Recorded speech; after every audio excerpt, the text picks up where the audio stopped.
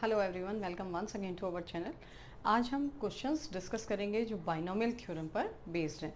इससे previous video में हमने बाइनोमियल एक्सपेंशन और उस पर रिलेटेड कुछ फॉर्मूले डिस्कस किए थे, तो इस वीडियो को देखने से पहले आप इसकी प्रीवियस वीडियो को भी ज़रूर देख लें। तो चलिए स्टार्ट करते हैं। पहला क्वेश्चन, मिडिल टर्म हमें फाइंड करना है। क्वेश्चन है 2/3x² माइनस 3/2x और पार है 20। हमें फाइंड करना है मिडिल टर्म। मिडिल टर्म के दो फॉर्मूले हैं, जब n ऑड है और जब n इवन है। तो दोनों पर एक एक क्वेश्चन हम यहाँ पर लेंगे। पहले हम ले रहे हैं व्हेन n इज इवन। 20 कैसा नंबर है? इवन नंबर, ठीक है। अब हमने n को लिया 20, तो यहाँ पे जब मिडिल टर्म आप फाइंड करते हैं तो मिडिल टर्म का फॉर्मूला है n/2 plus 1th term when n is even। Okay, चलिए n कितना है हमारे पास? n है 20/2 प्लस 1th टर्म। कौन सा टर्म आ गया हमारे पास? ये मिल गया मुझे 10 प्लस 1th टर्म। अब इसका मतलब क्या है? जनरल टर्म हम लेते हैं r प्लस 1th टर्म, ठीक है। r के प्लेस पे मुझे क्या यूज़ करना है? 10। n के प्लेस पर क्या यूज़ करना है? 20। तो यहाँ से जो वैल्यू मुझे मिल जाएगी दैट इज़ 20c10। जो फर्स्ट टर्म है 2/3x², उसकी पावर होगी 20 माइनस 10। जो सेकेंड टर्म है दैट इज़ -3/2x और इसकी पावर होगी 10, ठीक है। अब हम इसको सिंप्लीफाई कर देते हैं। Factorial 20, factorial 10, factorial 10। इसका मतलब क्या है? 2 to the power 10, x to the power 20 और 3 टू द पावर 10। माइनस की इवन पावर है, इसलिए ये भी क्या हो जाएगा? पॉजिटिव। और यहाँ से मुझे मिलेगा 3 to the power 10, 2 to the power 10 और x to the power 10।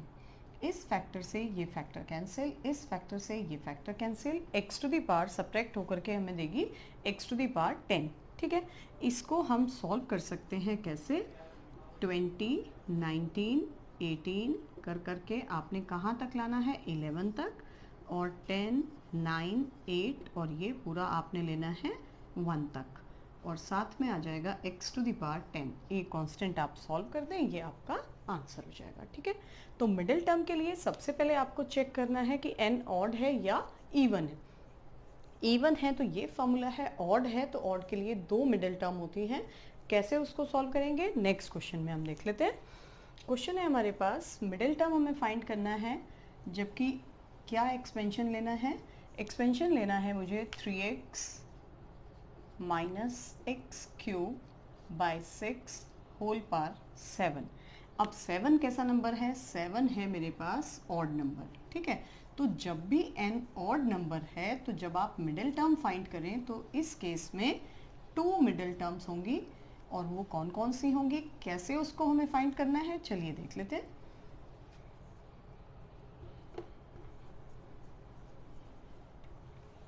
Now middle term is n, पहले n में देख लीजिए जनरल, प्लस 1/2th टर्म, और दूसरी कौन सी होती है? n plus 3/2th term,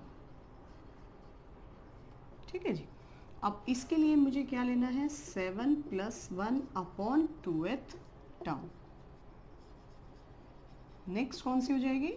7 plus 3/2th term. ये मिल गया मुझे फोर्थ टर्म,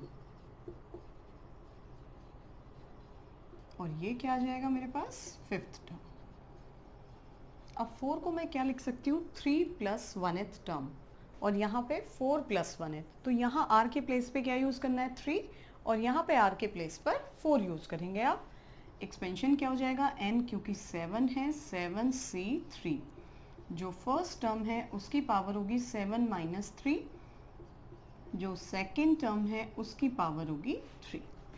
दूसरा जो टर्म आएगा 7c4, 3x to the power 3 और -x² 6 टू द पावर 4, ठीक है।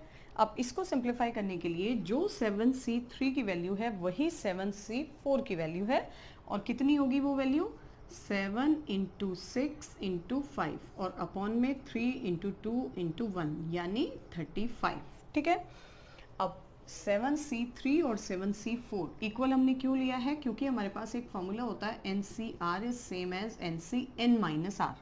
तो 7c3 same as 7c4 and both are equals to 35। इसको हमने लिखा 35 3 टू द पावर 4 यानी 3 into 3 into 3 into 3 x to the power 4 minus to the power odd number है यानी नेगेटिव आ जाएगा, और x to the power 6 upon में 6 इंटू 6 इंटू 6। जब आप इसको सॉल्व करेंगे तो ये वैल्यू आ जाएगी आपके पास again 35 3 into 3 into 3 x to the power 3 और x to the power 8 upon में माइनस की इवन पावर है इसलिए पॉजिटिव हो जाएगा, और 6 इंटू 6 इंटू 6 इंटू 6। इसको आप सॉल्व कर देंगे 3 3 3 तीनों से कैंसिल कर दीजिए 2 2 और 2, ये आ जाएगा 8।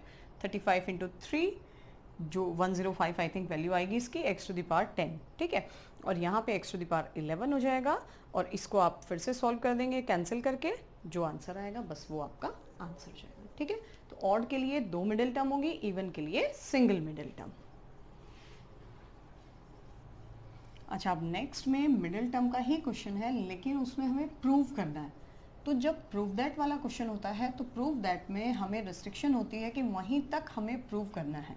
ठीक है, बाकी सी में आप छोड़ सकते हैं, लेकिन क्योंकि प्रूव दैट है, शो दैट क्वेश्चन है हमारे पास middle term in 1 plus X whole power 2n is, क्या है वो middle term 1 3 5 2n minus 1 2 to the power n x to the power n upon factorial n।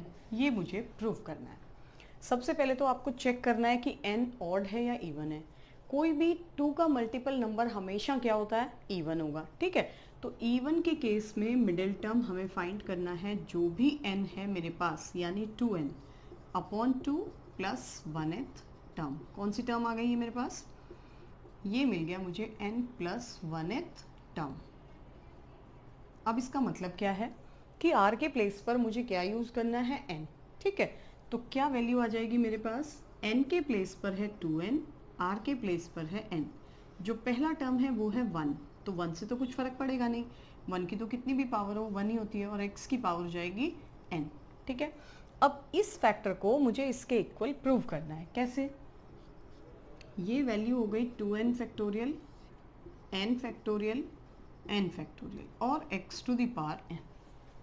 अब अपॉन में 2 factorial हैं, जिसमें से एक फैक्टोरियल तो आपको एज इट इज चाहिए, तो केवल एक्सपेंड करना है एक फैक्टोरियल। ठीक है, न्यूमरेटर में आपके पास है 2n फैक्टोरियल, तो कितने टर्म्स होंगे आपके पास आएंगे, टोटल 2n टर्म्स प्रोडक्ट में। ठीक है, जिसमें से n ऑड होंगे और n इवन होंगे। तो हमने जो टर्म्स लेने हैं वो कैसे लेने हैं, 2n then 2n minus 1 2n minus 2 और लास्ट कहाँ तक आएगा आपके पास 3 2 1 तक। ठीक है, अपॉन में एक n को भी एक्सपेंड कर दीजिए nn माइनस 1 n माइनस 2 और लास्ट आ जाएगा 3 2 1 तक और एक factorial n as it is. ठीक है, यहाँ तक। अब हम क्या कर रहे हैं कि इनमें से जो ऑड टर्म्स हैं उनको तो मैं सेपरेट कर दूँ। जैसे 2n माइनस 1 है, नेक्स्ट क्या होगा 2n माइनस 3, फिर क्या होगा 3 और 1। ठीक है, ये सारे के सारे क्या आ गए, ऑड टर्म्स। इसके साथ जो इवन टर्म्स हैं वो क्या क्या होंगे, इवन टर्म्स होंगे मेरे पास 2n माइनस 2, 2n से स्टार्ट करेंगे आप, 2n भी इवन है, फिर 2n माइनस 4 और कहाँ तक होगा 4 और 2 तक। ठीक है, x to the power n as it is है, अपॉन में n माइनस 1 n माइनस 2 और लास्ट में 2 इंटू 1 और एक factorial n as it is. जो ऑड फैक्टर्स हैं उनका तो आपने कुछ नहीं करना है, वो तो आपको एज इट इज लाने हैं। ठीक, जो इवन टर्म्स है, कितने टर्म्स हैं इवन आपके, n टर्म्स। हर इवन से एक 2 हम कॉमन कर सकते हैं, यानी 2 इंटू 2 इंटू 2 हमने कितने टर्म्स तक मल्टीप्लाई किया, n टर्म्स तक। ठीक है, तो 2 टू दी पावर मुझे क्या मिल जाएगा, n, जो कि हमें प्रूव करना है। अब इसमें से अगर मैं 2 कॉमन कर दूं तो क्या मिलेगा मुझे, n कैंसिल हो जाएगा। इसमें से 2 कॉमन कर दूं, n-1 से कैंसिल हो जाएगा, इसमें से 2 कॉमन कर दूं, इससे कैंसिल हो जाएगा। तो ये सारे फैक्टर कैंसिल हो जाएंगे इन फैक्टर्स से, और साथ में मुझे क्या मिल जाएगा, 2 टू द पावर n, और ये ही हमें प्रूव करना है, दैट्स इट। ओके, चलिए इंपॉर्टेंट क्वेश्चन है ये।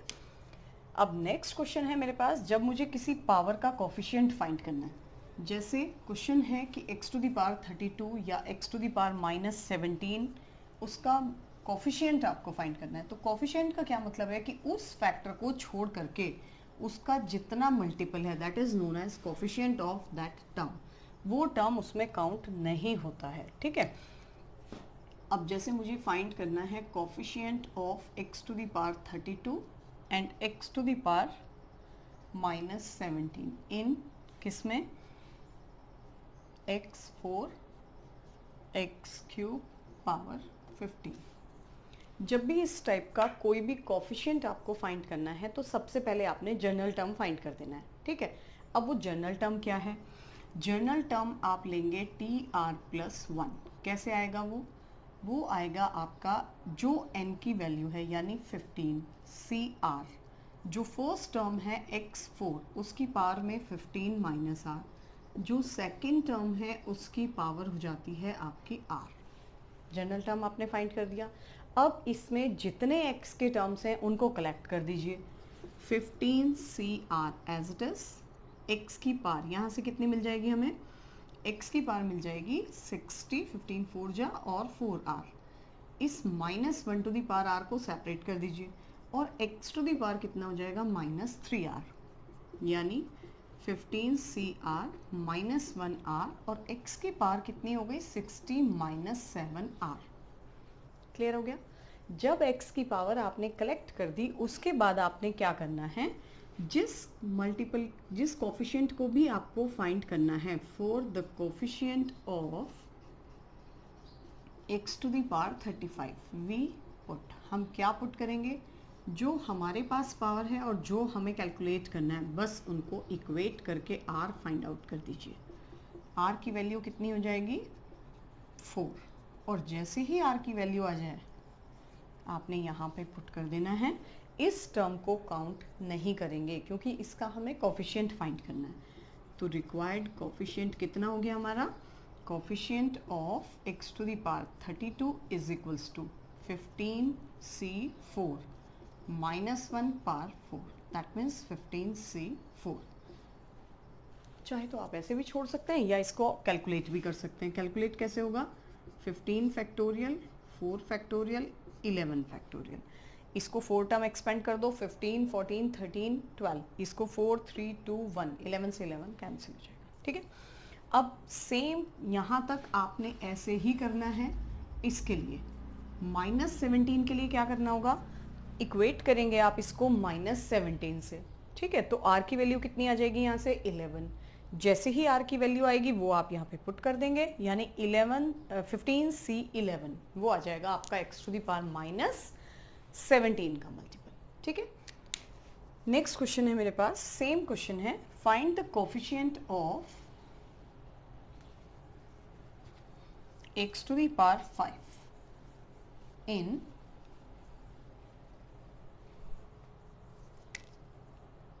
coefficient of x to the power 5 in x plus 1 upon x cube power 70। yes, क्या करें सबसे पहले, yes, r plus 1th term general term tr+1 कैसे फाइंड करना है, 17 cr जो फर्स्ट टर्म है उसकी पावर 17 माइनस r, जो सेकेंड टर्म है उसकी पावर r। ठीक है, 17 cr as it is, x to the power 17 minus r, और यहाँ से -3r आएगा, उसको ट्रांसफर कर देंगे आप न्यूमरेटर में, यानी 17 cr x to the power 17 minus 4r। ठीक हो गया। अब मुझे किसकी कोफिशिएंट फाइंड करना है, coefficient of, for the coefficient of x to the power 5 क्या पुट कर दें हम, we put 17 minus 4r equals to 5, यानी 4r इक्वल्स टू 12, और r की वैल्यू कितनी आ गई, 3। जैसे ही r की वैल्यू आएगी अब ये वैल्यू आप यहाँ पुट कर देंगे तो जो रिक्वायर्ड कोफिशिएंट आपको फाइंड करना है वो क्या हो जाएगा, required coefficient of x5 equals to 17c3। बस इसको सॉल्व करना है, ये तो काउंट नहीं होगा। 17, 16, 15, 3, 2, 1, 3, 5 जा 15, 2, 8 जा 16, 17 इंटू 40 यानी 680। ये आपका आंसर हो जाएगा। ठीक है। अच्छा, एक क्वेश्चन इस टाइप से है कि जैसे आपको फाइंड करना है 99 पावर 5 या 10.1 पावर 5, दोनों का लगभग मेथड सेम है, बस एक में प्लस लेना है एक में माइनस और सिंपल एक्सपेंड कर देना है बाइनोमियल से। कैसे सॉल्व करेंगे? सपोज मुझे कैलकुलेट करना है 99 पावर 5। क्या लिख सकते हैं 99 को? 99 को लिख सकते हैं आप 100 माइनस 1। सिंपली क्या अप्लाई कर दें? Binomial 5c0। जो फर्स्ट टर्म है 100 पावर 5, 1 की पावर से कोई फर्क नहीं पड़ता है क्योंकि यहाँ पे माइनस है तो ऑल्टरनेट प्लस माइनस आएंगे sign. 5c1 100 power 4, 5c2 100 power 3, 5c3 100 power 2, 5c4 100 and 5c5। ठीक है। 5c1 की वैल्यू 5, 5c4 की वैल्यू भी 5, 5c2 की वैल्यू कितनी होगी? 5 इंटू 4 अपॉन 2 इंटू 1। 5 4 से कैंसिल करेंगे यानी 5 2 10 और वही वैल्यू इसकी होगी। अब हम इसको कैसे सॉल्व कर रहे हैं? ये तो 1 हो गया यानी 100 की पावर 5 है तो इसके साथ 5 पेयर ले लीजिए जीरोस के। ठीक है। ये वैल्यू है 5 और 100 के साथ कितने लेने हैं हमें? 4 यानी 8 जीरोस। इसको मैं क्या लिख सकती हूँ? 10 और 100 की पावर 3 यानी 3 पेयर। 5c3 भी 5 के इक्वल है और 4 जीरोस। ये हो गया आपका 5 और 2 जीरोस और ये हो गया 1। ठीक है। अब आपने जो पॉजिटिव टर्म्स हैं उनको एक साथ कलेक्ट करना है, जो नेगेटिव हैं वो एक साथ कलेक्ट करना है। 1 0 0। ठीक है। उसके बाद 7 0, फिर है आपका 0 0 और 5। इनको आप एक साथ ऐड कर रहे हैं 1, ये आ गई वैल्यू। नेगेटिव में क्या क्या है? नेगेटिव में है 5 के साथ है आपके पास 8 जीरोस, 2 2 4 5 6 7 8। उसके साथ आप लेना है 4 जीरोस और फिर है आपके पास 1। इसको भी आपने ऐड कर दिया 1 0 0 5 0 0 और 5। इसमें से आपने इसको सब्ट्रैक्ट करना है और वो आ जाएगा आपका आंसर। ठीक है। अब नेक्स्ट क्वेश्चन में हमें केवल नंबर ऑफ टर्म्स फाइंड करना है। तो नंबर ऑफ टर्म्स के लिए आपको क्या करना होता है? जैसे सपोज मुझे नंबर ऑफ टर्म्स फाइंड करना है। क्या है क्वेश्चन मेरे पास? कोई भी एक्सपेंशन आपको गिवन है उसको आपने पहले देखना है कि 2 टर्म्स उसमें होने चाहिए और 2 टर्म्स में जब आप उसको अरेंज कर देते हैं या ऑलरेडी अरेंज्ड है आपके पास x minus 5y power 5 whole power 3, तो पहले आप इसको थोड़ा सा सिंप्लीफाई कर दें। कैसे? 5 3 ज़ा 15। अब आप नंबर ऑफ टर्म्स फाइंड करेंगे और नंबर ऑफ टर्म्स डिपेंड करती है कि n की क्या वैल्यू है। कितनी है? 15। उसमें एक और ऐड कर दीजिए, वो आ जाएगा नंबर ऑफ टर्म्स। ठीक। बिल्कुल ऐसे ही अगर मेरे पास है 2 अपॉन x और x अपॉन 2 और पावर कितनी है? 8।